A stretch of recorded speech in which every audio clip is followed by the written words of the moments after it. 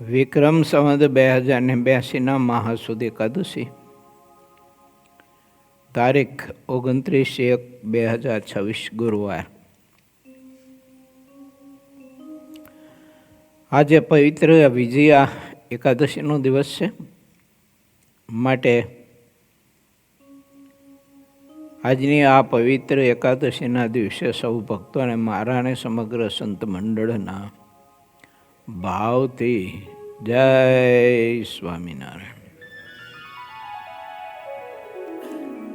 વાલા ભક્તો, આજના દિવસે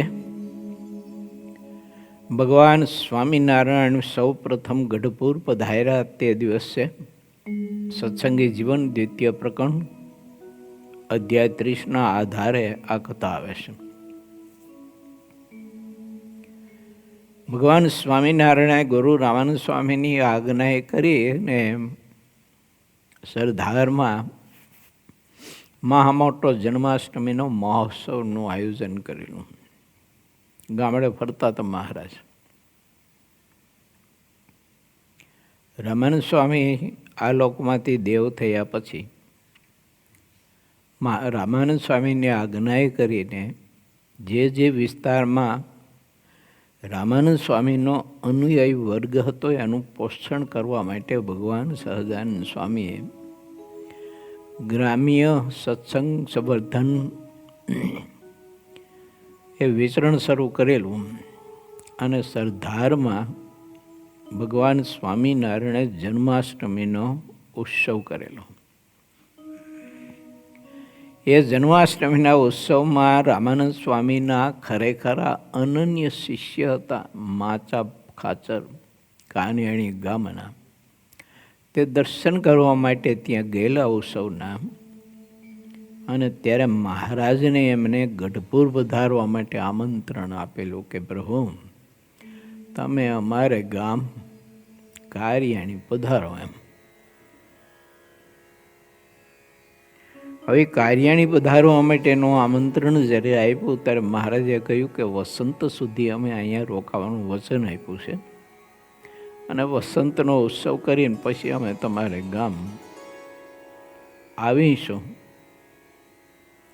મહારાજ એ જન્માષ્ટમીનો ઉત્સવ કર્યા પછી કારિયાણી પધારેલા, અને મહારાજ ત્યાં બધા એના સમાચાર માચા ખાચરે ગઢપુરમાં એભલ બાપુને આપેલા, અને એભલ બાપુ ત્યાં દર્શન કરવા માટે પધારેલા. એ કથા બધી બહુ વિસ્તારથી છે. પછી એમણે પણ ગઢપુર મહારાજને પધરાવવા માટે પ્રાર્થનાની વિનંતી કરેલી. એટલે મહારાજે પછી એમને વચન આપ્યું હતું કે વસંત સુધી અમે અહીં રોકાઈ અને પછી તમારા ગામ ગઢપુર આવશો. આ રીતે મહારાજે વચન આપેલું.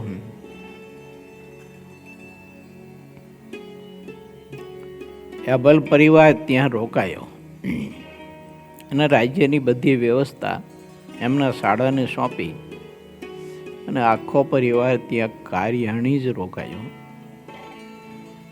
અને પછી જ્યારે વસંતનો ઉત્સવ પૂરો થયો એટલે મહારાજને પ્રાર્થના કરી અભલ બાપુએ કે પ્રભુએ આપે વચન જે આપ્યું હતું તે સમય હવે પૂરો થયો છે, માટે તમે અમારા ગામ ગઢપુર પધારી આમ સહુ કોઈને કૃતાર્થ કરો. મહારાજે કહ્યું કે સારું, તમે બધી તૈયારી કરાવો. આજે જ અમે તમારા ગામ આવવા માટે પ્રયાણ કરશું, અહીંથી નીકળશું. એમ કહીને મહાસુદ દસમીની રાત્રિએ મહારાજ સંત મંડળને સાથે લઈ અને અભલના પરિવાર સાથે કારિયાણી ગામથી ગઢપુર જવા માટે નીકળેલા. અને બીજે દિવસે વહેલી સવારે સંવત 1861ના મહાસુદ એકાદશીના પવિત્ર દિવસે તારીખ 10/2/1805ના આ પવિત્ર દિવસે મહારાજ સૌ પ્રથમ ગઢપુર પધાર્યા હતા. એ આજનો આ પવિત્ર દિવસ છે, જેની કથા સત્સંગી જીવન અંતર્ગત દ્વિતીય પ્રકરણ 30મો અધ્યાય. ઘણી વખત ઘણા બધા વક્તાના મુખ કમળથી આપ શ્રવણ કરી ચૂક્યા છો અને આપણા માધવપ્રિય સ્વામીના વક્તા પદે પણ કથા સત્સંગી જીવનની ઘણી વાર થઈ, તો એ કથા તમે શ્રવણ કરી ચૂક્યા છો. એટલે તે કથાના વિસ્તારમાં તો આપણે નથી જવું, પરંતુ તે ભક્તોની ભાવના અને પરમાત્મા પ્રત્યેની નિષ્ઠા અને ભક્તિ અને પ્રભુને રાજી કરવા માટે એમનામાં રહેલો વૈરાગ્ય અને ત્યાગ અને સમજણ ને સમર્પણ ને દાસત્વપણું ને નિષ્કામપણું, એમાં તો આપણે ડૂબકી મારવી છે. જ્યારથી માચા ખાચાના મુખ કમળથી પ્રગટ પુરુષોત્તમ નારાયણની વાત સાંભળીને ત્યારથી અભલ પરિવારે ધારણા પારણાનું વ્રત કરવાનું નક્કી કર્યું હતું કે જ્યાં સુધી ભગવાનનું દર્શન ન થાય ને ભગવાન ન મળે ત્યાં સુધી ધારણા પારણાના વ્રત કરવા. તે નાની દીકરીઓ અને ઉત્તમ સાથે બધા ધારણા પારણાના વ્રત કરતા હતા. તપ વિના ભગવાન થોડાક મળે, અને ભગવાન મળે, સંત મળે, ત્યારે આ ભલ પરિવાર આપણને પવિત્ર વિચાર આપે છે કે આ લોકની સંપત્તિને, આ લોકની સુખાકારી અને દેહના બધા સુખને તિલાંજલિ આપજો અને કેવળ મળેલા માટે જીવજો, એના માટે જ શ્વાસ લીજો ને મૂકજો. પછી સંપત્તિનો કે પછી પદાર્થનો કે દેહનો, સંબંધીઓનો કે આ જગતનો મોહ ન રાખતા. એ સદવિચાર આપણે સૌ કોઈને એમના જીવનથી આપ્યો છે. અને મહારાજ જ્યારે ગઢપુરા આવ્યા પછી તો આ પરિવારે પોતાનું બધું સર્વસ્વ શ્રી હરિના ચરણમાં બધું જ મૂકી દીધું અને મહારાજના વચને જીવન જીવ્યા. બીજું સર્વસ્વ તો ઠીક છે, સમજ્યા કે આ લોકનું બધું તો મૂક્યું, પણ મોટી વાત તો એ છે કે મહારાજના વચને વર્તા અને મહારાજે કેટલી વાર એમની કસોટી કરી બધા પરિવારની, અને કેટલા મનુષ્ય ચરિત્ર કર્યા કે જે મનુષ્ય ચરિત્રનું દર્શન કરવાથી ભલભલાના હાંડા ફૂટી જાય, ચીબડા વહેકી જાય, આવા બધા ચરિત્રો ગયા.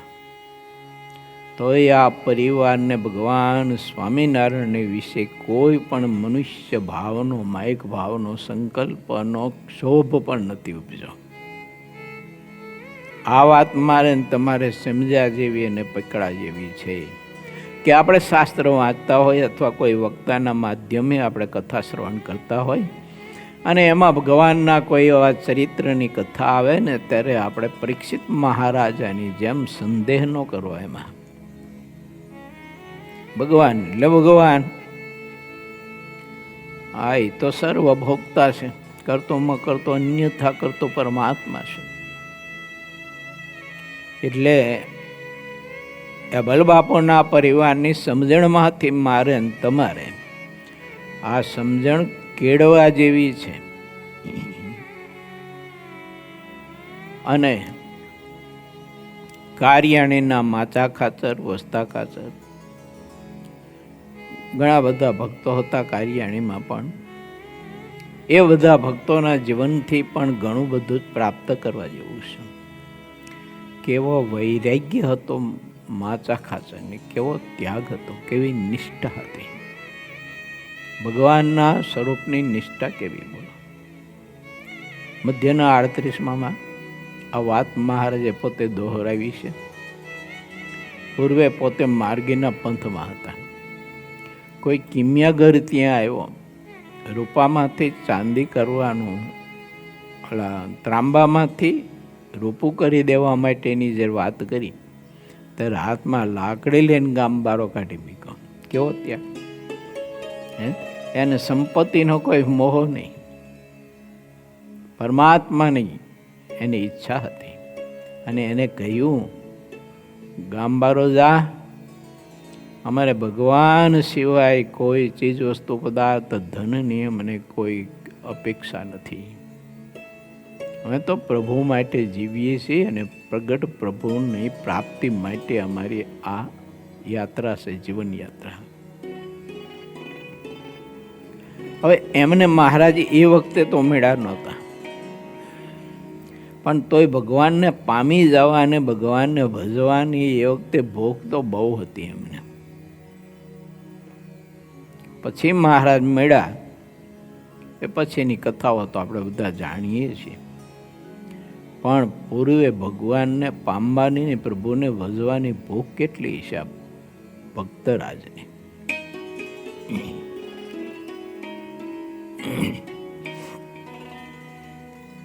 ભગવાન મળ્યા પછી ચીજ વસ્તુ પદાર્થ ઐશ્વર્ય સામર્થ્ય પૂજા પ્રતિષ્ઠામાં જો આપણને રાગ રહેતો હોય તો સમજવાનું કે હજુ પરમાત્માનું સ્વરૂપ સમજાયું નથી અને પરમાત્માના સ્વરૂપમાં પ્રધાન પ્રીતિ નથી થઈ.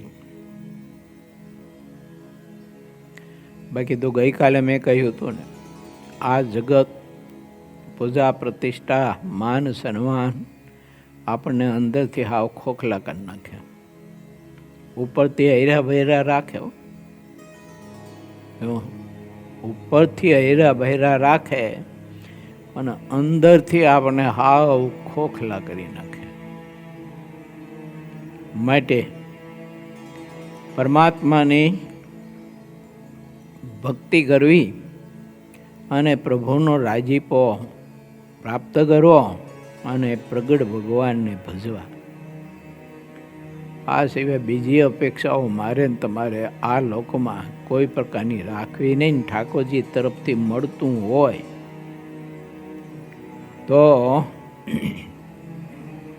એનાથી અનાસક્ત રહેવા માટેનો પ્રયત્ન કરવો, છેટ્ટા રહેવાથી પ્રયત્ન કરવો, છેટ્ટા રહેવા માટે, જેનાથી પદાર્થ પૂજા પ્રતિષ્ઠા માન સન્માન આ બધું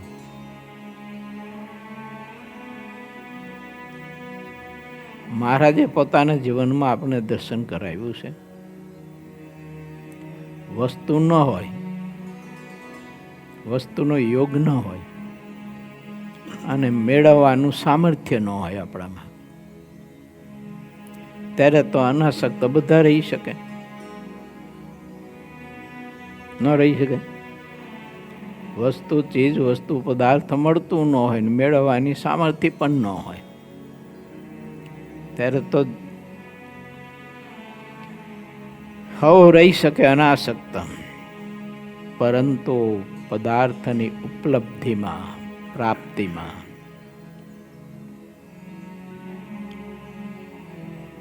એની આસક્તિનો સ્પર્શ પણ થવા ન દેવો અને જળ કમળવત રહેવું એ બહુ જ કઠિન કામ છે. શિખરો, હિમાચળના શિખરો ચડવા જેવું કઠિન કામ છે. મહારાજે મોટા પુરુષે એ દર્શન કરાવ્યું છે. આ બધા પદાર્થની ઉપલબ્ધિમાં પણ જળ કમળવત રહ્યા છે, સ્પર્શ ન થવા દીધો એને કોઈ પણ પ્રકારની આસક્તિનો. ઘણી બધી અભલ બાપુના પરિવારમાં એના રાજદરબારમાં સંપત્તિ હતી, અને વિચાર કરો એને એ સ્પર્શવા ન દીધું, બધું ભગવાનને અર્થે કરી રાખ્યું અને ભગવાને પોતે પણ ન સ્પર્શવા દીધું.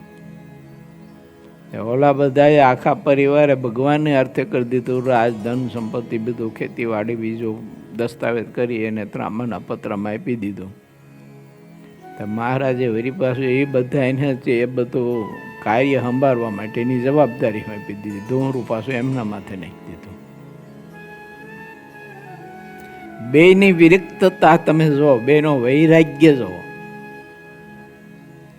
સ્વામી અને સેવક બંનેનો વૈરાગ્ય જો. એ આખો બધો કારભાર ઉપર નાખ્યો તો એ કારભારનું બધું છે ને જે કંઈ સંભાળવાનું કરવાનું હોય ને એ બાદ દાદા ખાચરે અરજી ઠક્કરના કાંધ ઉપર નાખી દીધું. મથો કે તમે, આપણે કાંઈ લેવા દેવાની. હવે એની બધી ચિંતા પછી મહારાજ કરે. એવું અરજી ઠક્કર કેમ ચોપડા લખાય ને કેમ નથી લખતા બે પ્રકારના રાખે છે કે એક પ્રકારના કેવા રાખે છે, એ બધી સંભાળ છે ને મહારાજ પોતે રાખતા. બોલો, દાદો ખાસર કોઈ દી હજી ઠકન પૂછતાય નહીં, આવક જાવક શું કેમ શું તું કશું જ નહીં. કેવી વિરક્તિ, કેવી! સ્વામી અને સેવક બંને કેટલા વિરક્ત. પદાર્થની, ધન સંપત્તિની, ઐશ્વર્ય સામર્થ્યની આ બધી ઉપલબ્ધિ હતી ને, બધું જ હતું. અહીંયા મોટા મોટા પરમહંસો હતા, મહારાજ તો હતા જ. તો એ દાદા ખાચરને સંતાન પ્રાપ્તિ ન થાય ને ઓલો કોઈ દિવસ ભગવાન કે મોટા સંતો પાસે માગે નહીં. કેવી વિરક્તિ, કેવી! બોલો. ગોપાળાનંદ સ્વામી, બ્રહ્માનંદ સ્વામી, મુક્તાનંદ સ્વામી, આ બધા મોટા મોટા મહામુક્ત પુરુષો, ભગવાન પુરુષોત્તમ નારાયણ ત્યાં તોય એ શેર માટીએ ન માગે, બીજું શું માગે? આવા બધા સદવિચારો આ મહાપુરુષોના જીવનથી આપણને પ્રાપ્ત કરવા મળે છે. અને કરવા એટલે બધા જ પદાર્થોથી વિરક્ત રહેવું. હું ઘણી વાર કહું છું, કથામાં કહી ચૂક્યો છું કે પદાર્થ જળ છે, નાશવંત છે, જળ છે. પદાર્થ ચૈતન્ય નથી, પણ જળ પદાર્થ ચૈતન્યને પોતામાં પ્રીતિ કરાવી દે છે. જળ પદાર્થ ચૈતન્યને પોતામાં પ્રીતિ કરાવી અને ચૈતન્યને વળી પાછો જળ કરી દેશે. કેવી વાત છે! આ જળ પદાર્થમાં પણ શક્તિને, તાકાત, ચૈતન્ય તત્વને પણ જળ બનાવવાની, બદ્ધ બનાવવાની છે. અને એટલે મહારાજે તેમાં લખ્યું છે અંત્યના 33માં, મહારાજ કે ગોવર્ધન જેવો હોય પણ પદાર્થનો જોગ કરવા માંડે તો ઠા ન રહે નહીં. તો આપણે બધા હાલે મોવાલીની શું વાત કરવી? હવે પદાર્થ બધું, ખાવા પીવાનું, ઓઢવાનું, પહેરવાનું, હરવાનું, ફરવાનું, બીજું ત્રીજું, માન સન્માન, આ બધું પદાર્થોમાં જ ગણાય. ઠેકાણું ન રહે આપણું. એવું માટે કોઈની ભાવનાને આપણે ઠેસ ન લગાવાય, પરંતુ આપણા અંદર માયલાને પણ ઠેસ ન લાગે એમ લક્ષ્ય રાખવું જોઈએ.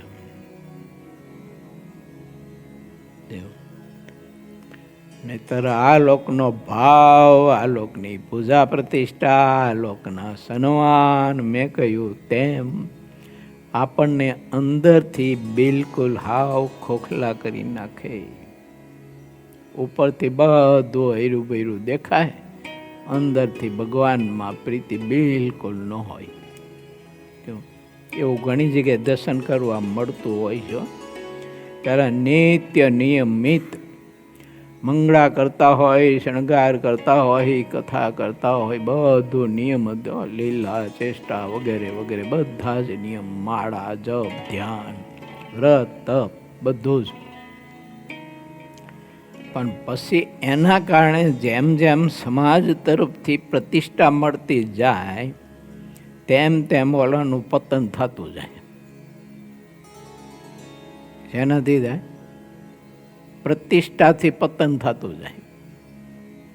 તે ધીમે ધીમે ઓલા બધા નિયમ છૂટતા જાય. તો બાપો કોઈ દિવસ આરતીમાં જાય નહીં, ન કરે માળા, ધ્યાન, ભજન, ન કથા શ્રવણ કરે. શ્રવણ કરાવે ખરો પણ કરે નહીં. આવી માઠી દિશા થાય. એટલે આપણને આ બધા પરિવારો બતાવે છે કે તમારી પાસે ગમે તેવી ઉપલબ્ધિ હોય તમારી ઈચ્છાઓની, પરંતુ એમાં બંધાતા નહીં, બદ્ધ નહીં થતા.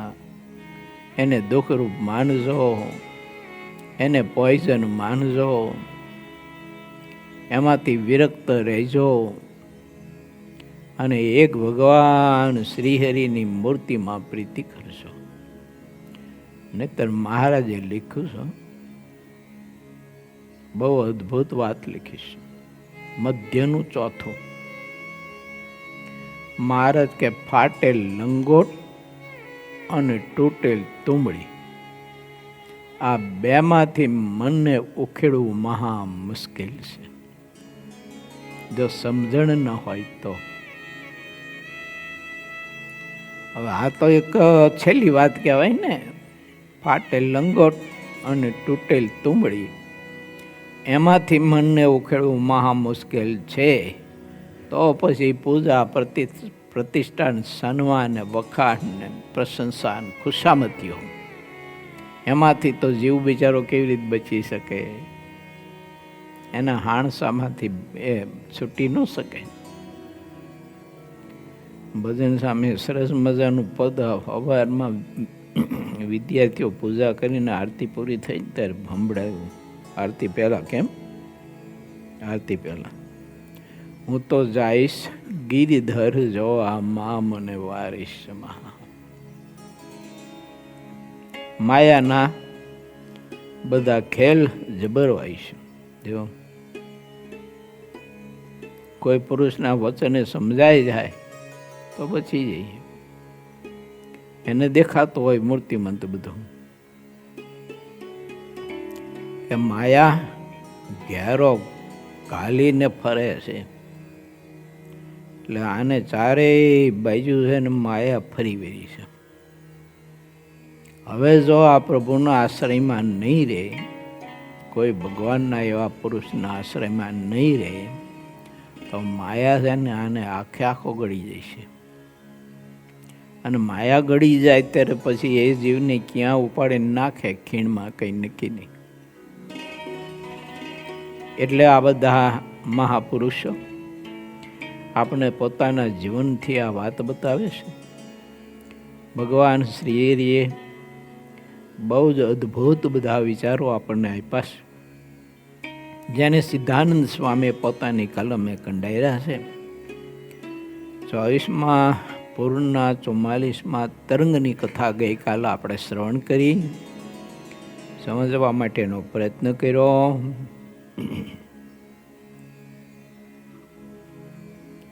ત્યારે રામાનંદ સ્વામીએ પર્વતભાઈને નીલકંઠ વર્ણિની મોટપ બતાવી. અને નીલકંઠ વર્ણિની મોટપ બતાવતા એમના ગુણ ગાતા રામાનંદ સ્વામી ભાવ સમાધિમાં ઊંડા ઉતરી ગયા. પછી પર્વતભાઈ પાસે વાત ના કરી શક્યા. એ મૂર્તિના સુખમાં એવા લુપ્ત થઈ ગયા. એ કથા શ્રવણ આપણે કરી અને તમે આપણે નક્કી કરીએ કે આપણને સત્સંગ મળ્યો છે, આવો દિવ્ય એ જ મળ્યો છે. રામાનંદ સ્વામીનો મહારાજનો પ્રવર્તાવેલો જ સત્સંગ આપણને મળ્યો છે. તો આવી પ્રીતિ ભગવાન શ્રીહરિના સ્વરૂપમાં આપણે કરવા માટેની આરાધના કરીએ તો જીવન સફળ, નહીતર જીવન નિષ્ફળ. ચાલો તે વાતમાં આપણે આગળ કથામાં પ્રવેશ કરવો હશે. પૂર્વ 24મું તરંગ 45મો દેવાનંદ સ્વામીએ પ્રગટ શ્રીહરિનો અને નીતિમાન રાજાનો પ્રતાપ કહ્યો. ચાહે તેઓ કોઈ સિદ્ધ હોય પણ તે પાત્ર ન હોય તો અંતરની જેટલી વાત છે તેને રામાનંદ સ્વામી કહેતા નહીં. જે વાતમાં સંદેહ કરે તેને સ્વામી પાત્ર માનતા નહીં. તે ઘણા ભાવથી સેવા કરે તો પણ તેને પાત્ર માનતા નહીં. શુદ્ધ ગુરુની વાતમાં ક્યારેય સંદેહ કરે નહીં. એવા જે શુદ્ધ શિષ્ય હોય તેની આગળ ગુરુ જેટલી ગુપ્ત વાત હોય તેને અતિ ભાવથી કહે છે. પછી એ હરિ, રામાનંદ સ્વામીએ પર્વતભાઈને આપ જેવા છો ને તેવી બધી વાત કરી અને કરતા કરતા રામાનંદ સ્વામી આપના સ્વરૂપમાં ખોવાઈ ગયા.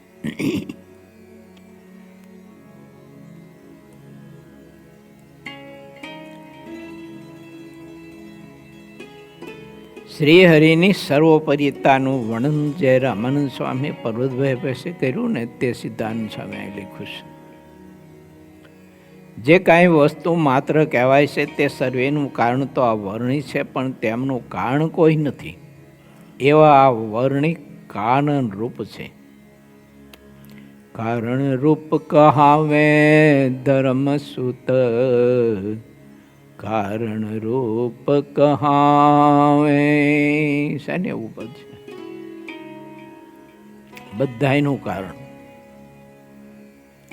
આ નીલકંઠ વર્ણિ છે. જે ચિદાકાશ છે તેની ઉત્પત્તિ સ્થિતિને વિનાશ કોઈ દિવસ કહેવાતો નથી. તે સદા એવી રીતે જ રહ્યો છે એમ કહેવાય છે. તેવા અક્ષરરૂપ ચિદાકાશનું કારણ આ વર્ણિ છે એમ કહેવાય છે, પણ આ વર્ણિનું કારણ કોઈ નથી. એવા આ વર્ણિ મહાસમર્થ છે. અક્ષરધામમાં જે પુરુષોત્તમ નામે રહ્યા છે તે પૂર્ણ પુરુષોત્તમ પોતે આ નીલકંઠ વર્ણિ છે. એમને આદિનારાયણ કહેવાય છે. વળી એમને સનાતન પરબ્રહ્મ પરમાત્મા કહેવાય છે. જેટલા અવતારો છે તે બધા જ આમના છે. આ પુરુષોત્તમ નારાયણની સનાતન મૂર્તિ એક હોવા છતાં અનંત બ્રહ્માંડોમાં અનંત રૂપે રહી છે, જેમનો કોઈ પાર લઈ શકતો નથી. જ્યાં જેવું કામ પડે ત્યાં તેવી મૂર્તિના વર્ણિ ધારણ કરે છે. આ વર્ણિમાં પરંપાર યોગ કળાઓ રહી છે. આ વખતે આ વર્ણિનું ચિંતન કરીને જે કાંઈ પણ ચિંતવામાં આવે તે તેને અત્યારે જરૂર મળે છે. આ વર્ણિનો અપાર પ્રતાપ છે, તેમાં જરાય પણ ખોટું નથી. પર્વતભાઈ, આ નીલકંઠ વર્ણિ તો સાક્ષાત ચિંતામણી છે. આ વાત મહારાજે પોતે પણ મધ્યના 22માં બતાવી છે.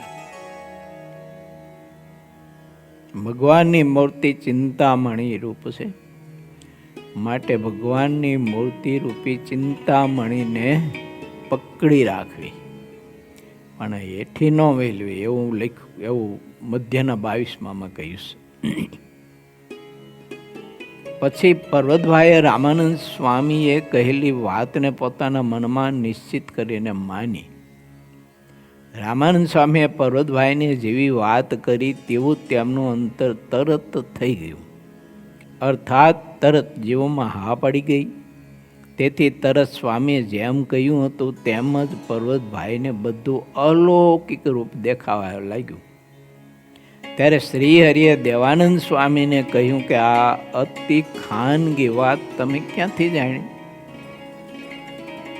જેમ તમે આ વાતને જાણો છો તેમ આ સત્સંગમાં બીજા પણ કેટલાક જાણતા હશે, પણ અમે આ વાત જાણતા નથી. ત્યારે દેવાનંદ સ્વામીએ શ્રીહરિને કહ્યું કે જે સાચા મોટા કે સર્વોપરી હોય તે જ્યારે પ્રગટ થાય છે ત્યારે તેઓ પોતાની જેવી મોટપ હોય તેવી કહેતા નથી. તેમ છતાં જેમાં જેટલી મોટપ હોય તે દેખાયા વિના રહેતી નથી. આ આદિ અનાદિથી જો સિદ્ધાંત ન હોય, અને એ મોટપ બતાવવા માટેના ગમે તેટલા પ્યાતરા કરે ને તો એની મોટપ છે ને થાય નહીં, ટકે નહીં. અને જેનામાં મોટપ હોય ને ગમે તેમ હંતાડે તો યાર એ હંતાડી રહે નહીં પછી. કેમ? તો કે સૌના અંતરમાં અંતર્યામી રહ્યા હોય ને એ જ એને મોટપ બતાવી દેખાય. ઓલા પુરુષ એવા મોટા તો ભૂલતો નહીં પાછો. અને ઓલા જે મોટપ બતાવે છે ને એ તો કાંઈ નથી, ગોગડા જેવો છે. જો એ ઉપરથી બતાવે છે, બાકી એમાં કાંઈ નથી. એમ અંતર્યામી અંદર રહેલો એ ખરેખરો મોક્ષનો ભૂખવાળો જે આત્મા હોય ને, ખપવાળો, એને અંતર્યામી જણાવી આપે. પણ આ નિયમ ખરો કયો કે જેનામાં મોટપ નથી ને મરે ત્યાં સુધી મોટપ લોકોને બતાવવા માટે પ્રયત્ન કર્યા કરે, મરે ત્યાં સુધી એ પાછી પેની જ ન કરે કોઈ દિવસ. ગમે તેટલું પછાડું ખાય, ગમે તે રીતે માથા ફૂટે, પણ એ પોતાની મોટપ બીજાને જણાવવા માટે કે હું આવો મહા મોટો ભગવાનનો મહાભાગવત પુરુષ છું અને તમે બધા મને માનો પૂજો ને મારી આજ્ઞામાં રહો વગેરે વગેરે બીજું કર્યા જ કરે. અને સામે એવા પુરુષ હોય ને એ પોતાનું બધું ઢાંકવા જ પ્રયત્ન કરે. બોલો, જેમ જેમ ઢાંકવા પ્રયત્ન કરે તેમ તેમ પરમાત્મા એની મોટપ બીજાને જણાવે. કોણ જણાવે? ભગવાન જણાવે. ઓલો પોતે પોતાની મોટપ જણાવે અને આ ડૂબીને રહેતા હોય ને એ પુરુષની મોટપ પુરુષોત્તમ જણાવે. બોલો, કાંઈ ભેદ દેખાય છે?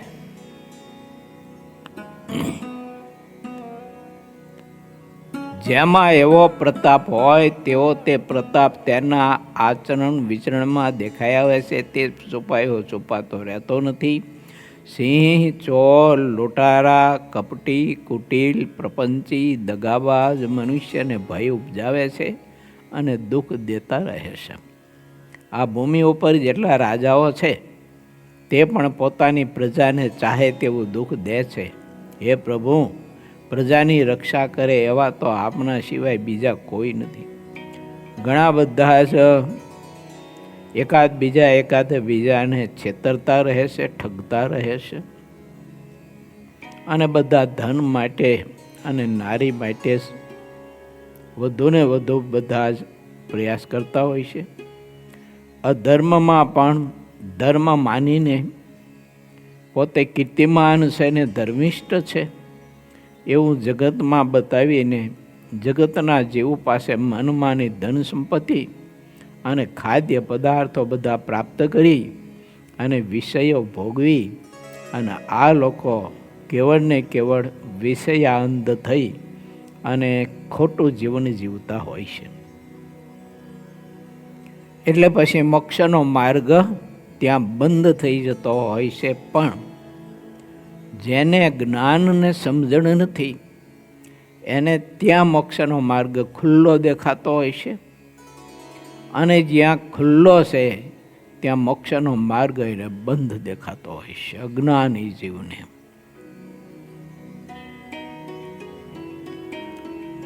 જ્યારે ભૂમિ ઉપર નીતિમાન કોઈ પણ રાજા પુરુષ હોય તો તે પ્રજાને સત્યનો માર્ગ બતાવી શકે છે.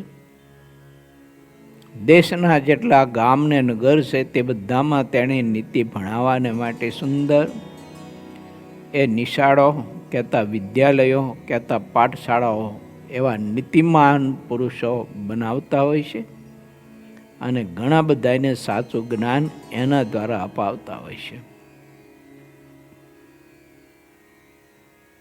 સ્ત્રીઓને ભણાવવાની ને નીતિની જરૂરિયાત આ તો 200-250 વર્ષ પહેલાં ભગવાન સ્વામિનારાયણ વિચાર આપ્યો છો. બેટી પઢાવો ને બેટી બચાવો. આ તો અત્યારે બોર્ડ આપણે બધા વાંચી છે ને. આ તો 200-250 વર્ષ પહેલાં ભગવાન સ્વામિનારાયણ લખ્યું છે. સ્ત્રીઓ નીતિ ભણતી નથી તો પણ પુરુષને માતા પિતાની સાથે લગાર પણ સંબંધ રહેવા દેતી નથી. તે વાત નિશ્ચિત અને નિર્ધારિત છે. આવી સ્ત્રી જ્યારે મરે છે ત્યારે બીજા જન્મમાં તે ગધેડી, કૂતરીનું વાંદરી અથવા ઊંધે માથે ઝૂલનારી વાગોળ થતી દેખાય છે. જે સ્ત્રી પતિના માતા પિતાની ગુરુ ભાવ લાવીને પ્રેમ સહિત શુદ્ધ ચિત્તથી જિંદગીભર સેવા કરે છે તે પતિએ સહિત દેવલોકમાં જાય છે અને વિમાનમાં બેસીને વિચરે છે. એમાંય જે મનુષ્ય આ સત્સંગ કરે છે તેનો મહિમા તો વર્ણવી શકાતો નથી. અને જે નીતિપરાયણ વર્તે છે તેને સ્વર્ગનું સુખ મળે છે અને જે સત્સંગ કરે છે તેને ભગવાનના ધામમાં જઈને નિવાસ કરે છે એ સુખ મળે છે અને તેની પાસે કોઈ દુઃખ આવતું નથી. શ્રી હરિના નાના ભાઈ ઈચ્છારામજીએ આવી વાત જ્યારે સાંભળી ત્યારે તેના દિલમાં બહુ જ આનંદ થયો. પછી ઈચ્છારામજીએ કહ્યું કે પ્રભુ, સુખ માત્ર બધું અહીંયા રહ્યું છે. સારું કર્યું કે તમારી ઈચ્છાથી અમને સ્વદેશ ત્યાગ કરવાનો સંકલ્પ થયો અને એ દેશનો અમે ત્યાગ કરી અને પ્રભુ તમારા ચરણ સુધી અમે પહોંચી શકાશે. એ આજે જેમ છે તેમ યથાર્થ સમજાયું કે સુખનું મૂળ ક્યાં છે, સુખ ક્યાં છે, સુખ સદન ક્યાં છે, એ આજે સમજાયું. બાકી તો પ્રભુ તમે નાના એવા ઘનશ્યામ સ્વરૂપે હતા ને ત્યારે સમજાવતા હતા, પણ સમજાતો નહોતો. અને મહારાજે અયોધ્યામાં ઈચ્છારામજીને તો ખરું જ, પણ સમગ્ર અયોધ્યાવાસીઓને અને સમગ્ર ધર્મકુળવાસીઓને આ બધું તત્વ સમજાવવા માટે અનેકવિધ ચરિત્રો મહારાજે કર્યા છે અયોધ્યામાં. તે બધા ચરિત્રોની પાછળ મહારાજનો હેતુ આટલો જ હતો કે હું તમને કોણ મળ્યો છું આટલું તમે સમજી લો, અને બીજા બધામાંથી વિરક્ત થઈને મારામાં તમે પ્રીતિ કરો, સ્નેહ કરો. આ રીતે ભગવાન ઘનશ્યામે સરયુ ગંગા સ્નાન હોય તો ભલે, રામ જન્મભૂમિ દર્શન હોય તો ભલે, હનુમાન ગઢીના દર્શનો હોય તો ભલે, કોઈ પુરાણી કોઈ વક્તા કથા કરતા હોય ને કથા પ્રસંગ હોય તો પણ ભલે, તે કથામાં બેસીને શ્રવણ કરતાંય પણ ભગવાન ઘનશ્યામ પોતાના બાલ સખાઓને લઈને અયોધ્યાના સારા એ તીર્થોના દર્શન કરવા માટે જતા. તો એ તીર્થયાત્રાનું માધ્યમ હોય તો પણ ભલે, પણ સમજાવવાની વાત તો એટલી જ હતી કે તમે બધા જ આ સ્વરૂપમાં જોડાઈ જાઓ અને આ સ્વરૂપમાં પ્રીતિ કરો, અને જે કંઈ અસંખ્યત અનંત કોટી બ્રહ્માંડો જે બધા ચાલી રહ્યા છે એ બધા જ બ્રહ્માંડોનો પ્રેરક આજે નાની એવી ચોણી, નાનું એવું અંગરખું, માથે ભાતીગર ટોપી અને માએ પહેરેલા આભૂષણો અથવા તો ભાભીએ કરેલા શૃંગારો એ ગ્રહણ કરી અને સરયુ ગંગાના કિનારે એ રેતીના પટમાં ખેલતો હોય ને કૂદતો હોય નાનો બાળક, 7-8 વર્ષનો છોકરો. એ તો કેમ સમજાય કે અનંત કોટી બ્રહ્માંડનો સર્જક છે, પોષક છે, સંહારક છે, એ તો કેમ સમજાય? પણ હવે સમજાય છે ઈચ્છારામજીને. હા, કે એ વખતે આવું બધું દર્શન કરાયું પણ હવે સમજાય છે. એટલે કહે છે કે સુખ માત્ર છે બધું જ પ્રભુ અત્યારે આ સત્સંગમાં રહ્યું છે. માટે આપણે બધા સત્સંગમાં ગાઢ પ્રીતિ કરી અને આપણે સત્સંગને પોતાનો માનીને સત્સંગમાં રહીએ. અને સત્સંગ માટે શિર દેવું હોય તો એકલવ્યની જેમ વગર વિચારે શિર કાપીને આપી દેવાનું સત્સંગને. હા, પણ સત્સંગ નહીં જોડવાનો. સત્સંગમાં પ્રીતિ ઘટવી ન હોય, એટલે માન અપમાન થાય, સન્માન થાય ન થાય, ધાર્યું થાય ન થાય, પણ સત્સંગમાંથી ઉદાસ ન થવું કોઈ દિવસ. અને એ સારું, સત્સંગમાં રહ્યા થકા આપણું ધાર્યું ન થાય, આપણું અપમાન થાય, હા, આપણી ઈચ્છા પ્રમાણે બધું ના થાય, આપણા ભલા માટે બહુ શ્રેષ્ઠ કહેવાય, ઉત્તમ કહેવાય. ઘૂંટડો ઘરે ઉતરે તો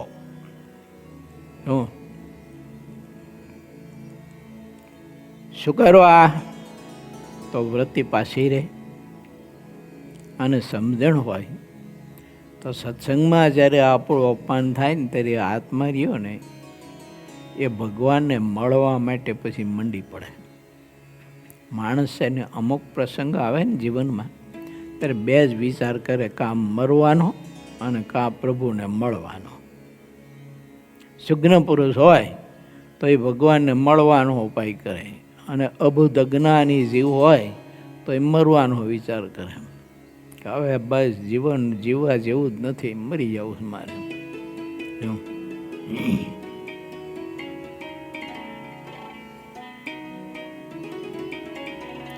જેટલું સુખ માત્ર છે તે બધું અત્યારે આ સત્સંગમાં વર્તે છે, અને દુઃખ તો બીજી જગ્યાએ ભાગી ગયું છે અને રહ્યું છે. આવું ઈચ્છારામજી પ્રભુ પાસે કહે છે, હે મહારાજ, તમે અમને દુઃખમાં છોડી દઈને ચાલી નીકળ્યા, પછી અમારી સાથે સંબંધનો સ્નેહ રાખ્યો નહીં. તે અમારો શું એવો અપરાધ હતો કે અમને છોડીને પ્રભુ તમે નીકળી ગયા તો ઠીક છે, પણ કંઈ સમાચારે ન લખ્યું, પોસ્ટ કાર્ડે ન લખ્યું 15 પૈસાનું કે હું ઘનશ્યામ અત્યારે અહીંયા કાઠિયાવાડમાં દાદાના દરબારમાં અથવા તો લોજમાં રામાનંદ સ્વામી બેઠો છું, અને મારી તમે ચિંતા કરતા નહીં, અને મારી જાહેરાત પેપરમાં આપતા નહીં કે મારો છોકરો ભાગી ગયો છે એવું. હા, એમ કંઈ તમે સમાચારે આપ્યા નહીં અમને. અમે તો બધા કેવા રડી અને દુઃખી થઈને કેટલા બધા અમે ભાવ પરવશ થઈ ગયા પ્રભુ.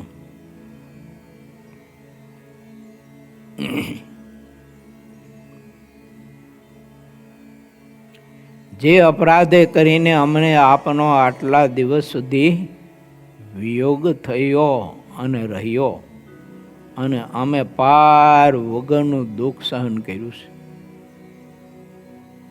ત્યારે શ્રીહરિ ઈચ્છારામભાઈ આગળ બોલ્યા, હવે તમે આ સંતો કહે ને તેમ કરજો.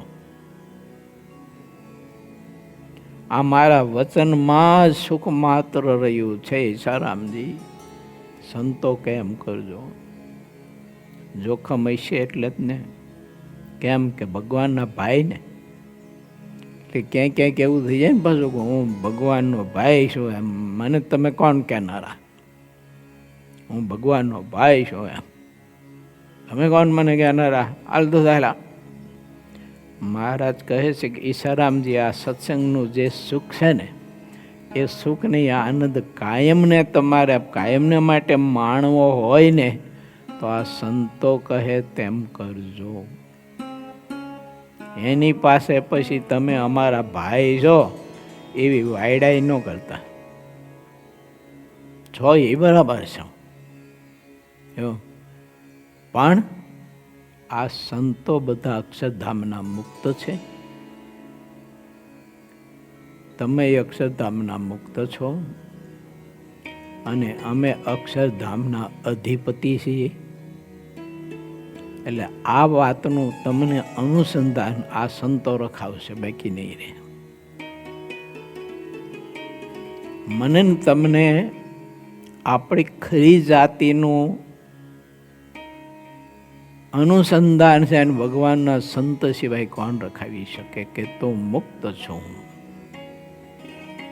તો અક્ષરધામના અધિપતિનો સેવક છું, દાસ છું.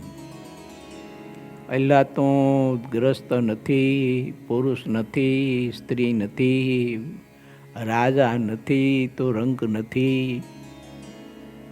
તું ત્યાગી ગૃહી નથી, તું વિદ્વાન અભણ નથી, તું તવંગર નથી, તું ગરીબ નથી, તું ભિખારી નથી, તું મુક્ત છો, દાસ છો. આ અનુસંધાન છે ને એ સંતો રખાવી શકે. એટલે મહારાજે કહ્યું કે ઈચ્છારામભાઈ, હવે તમે આ સંતો કહે તેમ કરજો, અને આ સંતોનો નિત્ય સમાગમ કરજો, મન કર્મ વચન કરીને. તો જે આ સત્સંગમાં સુખ તમને દેખાણું ને મનાયું અને છે, તે સુખ તમે માણી શકશો. જો સંતોની મરજીમાં નહીં રહો, સંતો કહે તેમ નહીં કરો, તો આ સત્સંગનું આવું દિવ્ય સુખ છે તોય તમારાથી ઢોળાઈ જશે, નહીં લઈ શકો. ઘણા બધા એના પરિસ્થિતિ ઊભી થાય છે ને, સત્સંગમાં થોડું ઘણું અપમાન થયું હોય સત્સંગ છોડી દેશે, પૂજા પાઠ બધું ઢોળાઈ ગયું ન ઢોળાઈ ગયો.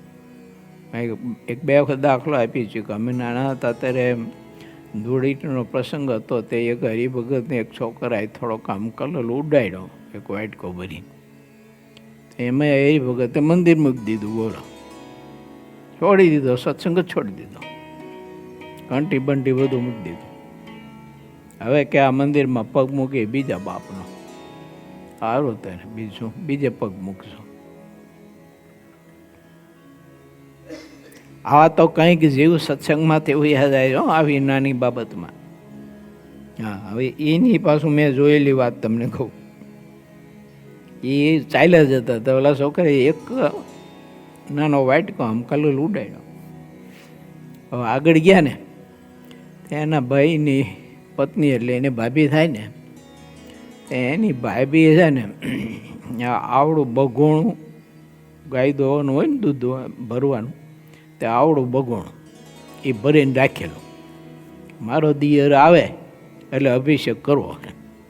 એ બગણામાં ભણેલું ખબર તમને, કારું ઓઇલ, ભરેલું ઓઇલ.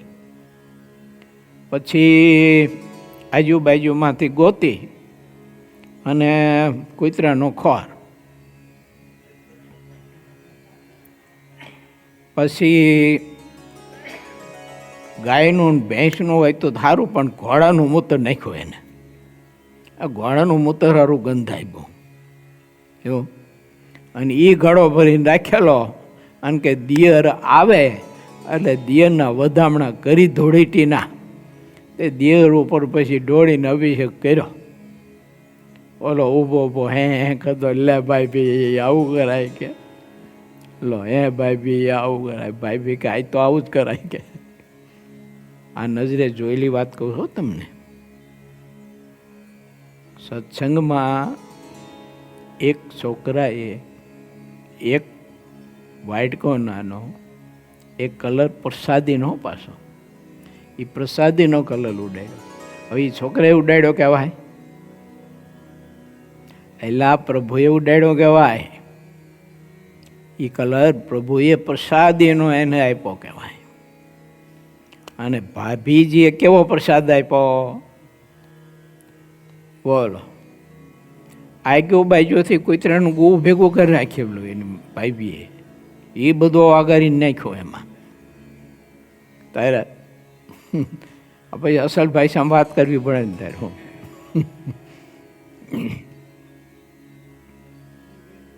એ ગમ્યું પાછું, લે ભાઈ બી આવું કરાય, સારું કે ઘીરે જઈને નહીં લઈશું કે. પણ ભાઈબીનો અભાવ ન આવ્યો, જરાય ભાઈબીનો અભાવ ન આવ્યો. પછી રસ્તામાં જતા કોઈ પૂછે ને એટલે આવો તો કે હોય કે આજ તો ભાભીનો દિવસ કહેવાય ગયા. હું આજ તો દિવસ કહેવાય ગયા. આનંદીનો બોલો, કેવી જીવમાં અજ્ઞાનતા ઘોર. એટલે ભગવાન સ્વામિનારાયણ ઈચ્છારામજીને કહે છે. હવે સમજો, ઈચ્છારામજી એટલે કોણ?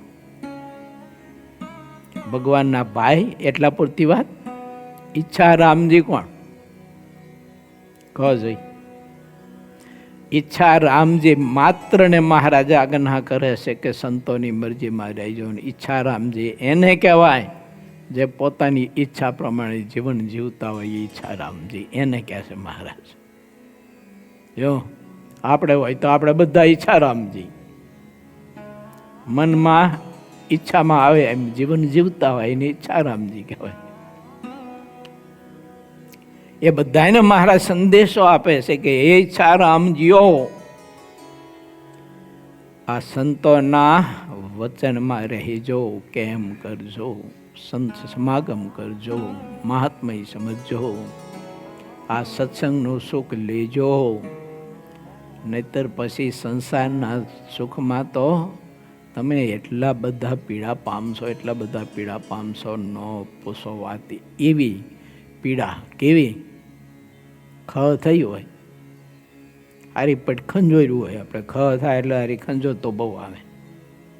એટલે હારી પેટ કથીબાથી લઈને ખંજોર્યું હોય અને પછી કોઈ આવી અને સરસ મજાનું એકાદું લીંબુ નીચોઈને મીઠું નાખીને પછી મરચું નાખે લવિંગ્યું દરેલો, અને પછી જે મજા આવે કેવી આવે કહો? એ સુખ કેવું હોય? એ સંસારમાં આવું સુખ છે? અને સત્સંગનું તો મહા અમૃત માણા જેવું સુખ છે. માટે થોડું ઘણું માન અપમાન થાય ને તો સત્સંગ ન છોડો. ઓલાને ઘોડે એમ ભાગવું નહીં કે હવે પગ મૂકી બીજા બાપનો મંદિરમાં, એવું ન કરું.